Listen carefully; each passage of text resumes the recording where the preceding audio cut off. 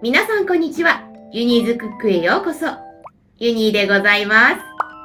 はい、それでは、豚の角煮カレーを作っていきたいと思います。さあ、続いてお野菜の下処理ですね。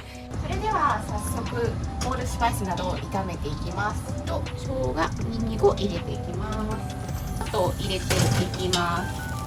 続いて終わったら、パウダースパイスそれぞれを肉を入れて、約2分ほど炒めていきます。